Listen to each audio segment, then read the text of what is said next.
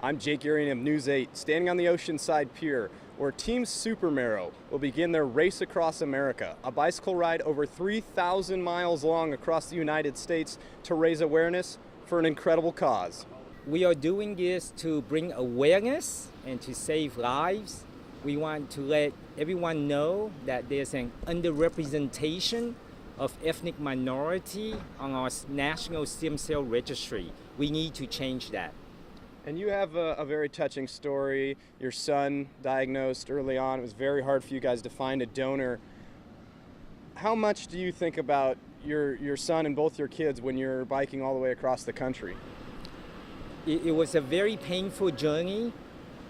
Our son overnight developed leukemia. My wife was 9 months pregnant and delivering our baby daughter in a different hospital 30 miles away. It is the most traumatic time in my life. Besides leaving my Vietnam 44 years ago. But this has to be even more stressful than going through residency. I'm still not over it, but it's a distant memory, and now I want to make a difference to hopefully find donor for those other family and kids that need treatment for leukemia, lymphoma, a bunch of blood disorder, etc. That's great. Let's talk about the athletic part of this. It's kind of crazy to hear people say that they're going to bike from San Diego all the way to the East Coast. How difficult is it, first and foremost? And besides raising awareness on the athletic side of it, what makes you want to do something like this? Race Across America is a 38-year tradition. It is known as the world's toughest bicycle race. Mm-hmm. And for all cyclists, this has to be the ultimate bucket list item as a cyclist. You guys do it in a team. Talk a little bit about the team aspect of it. I know the solo groups or solo riders left a couple days ago or 2 days ago. How does the team aspect of it work compared to the solo riding? We are an 8-person team. This is our rookie year. None of us, crew or racer, have ever done this, so it is a huge challenge for us. 8-person may be the easiest physically because we divide up the 3,000 miles among the 8, but it is probably the hardest logistically, coordinating everything. It is probably harder than doing a solo ram. So each of us will have to physically give up our physical, we have to use our strength and attributes to make the team successful, and the logistic is just unbelievable. They say that if you could even get your team to the starting line of RAM, you have already accomplished something great. Again, to get across the 12 states, 3,070 miles, across the Rockies, the Plain, the Appalachian, in 9 days or less. It is an accomplishment to be able to say you've accomplished RAM. There's no prize money, it's only bragging rights. And then final question, on a platform like this or wherever, if you had a chance to say one thing to people listening, whether it's why you're doing this or whatever it would be, what would you say to those people? I would say if you're an ethnic minority, I need you to text 61474, again the word RAM. You will get information on how you can be a superhero, register to be a stem cell donor, and to save somebody's life. What made you get involved with this? Funny and short story. I found out about this 2 weeks ago. Wow.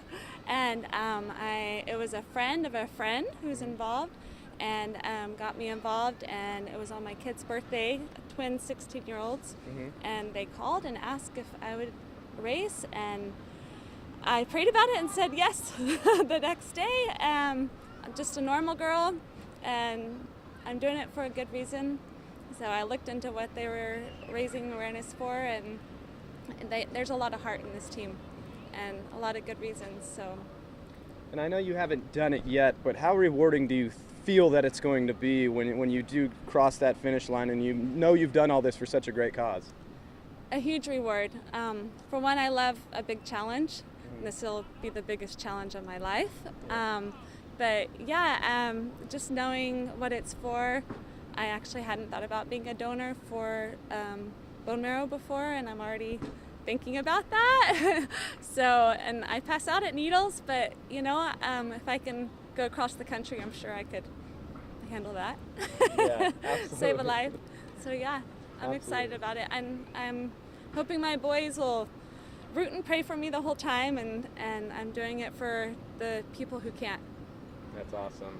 Let's talk a little bit about the athletic part of it and how difficult this really is to, I mean, conceptually it's ridiculous to think somebody's going to bike across the United States. So physically, how taxing is this going to be, and what are your expectations for it? Well, it's going to be huge, even with 8 people. Like I said, I didn't train for this because I found out 2 weeks ago. So there's 170,000 feet of climbing in this race, and I'm a climber. And I look at that and I go, I've never come close to anything like that, even divided by 4 in a week, or 8. So it'll be a huge, huge thing. I'm honestly trying not to think about the whole picture, and day by day, I have a friend who says it's just a hill, get over it. I love it. So, I love it. If you could say, as I asked Dr. Doe, one thing to people maybe, I don't know, wanting to know more or why you insanely are going to do something like this, what would you say to those people? you know, why I would do the race, Yeah. or why? Yeah, why are you biking across the country? I mean, You know, like I said, I love a big challenge, and to bring awareness to something so important to save many people's lives, that's huge. If one person can save one person's life, 8 people, I mean, just as many people as we can get involved. I mean, bring awareness, save a life.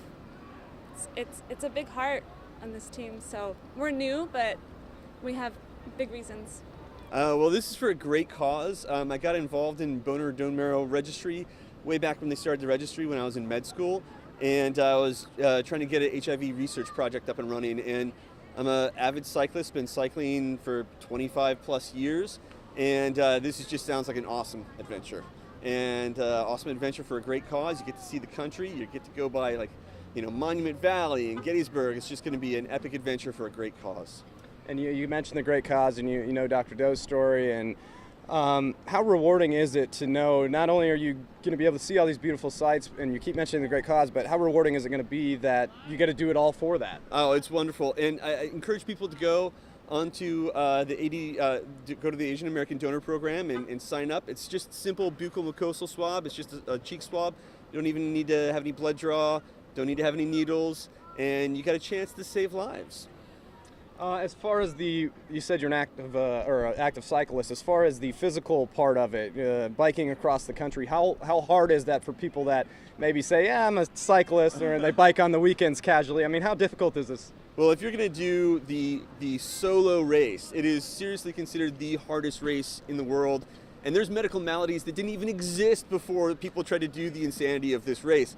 But luckily, we're doing the 8-person team. So you divide that by 8, and it becomes a much more manageable scenario, luckily. So. All right, great. Let's see here. Let's see if I'm missing anything. Like I asked them, maybe one thing you would like to say to, I don't know, family, friends, people just listening in about this race, this cause, all that. Sign up on Binge Networks, follow us along, and if you get a chance, get your buccal swab done and donate to American Donor Foundation Program. And just to put this in perspective for you, I've walked a little over a half a mile down the Oceanside Pier. These 8 riders are going to go over 3,000 miles, 3,076 to be exact, all the way to Annapolis, Maryland.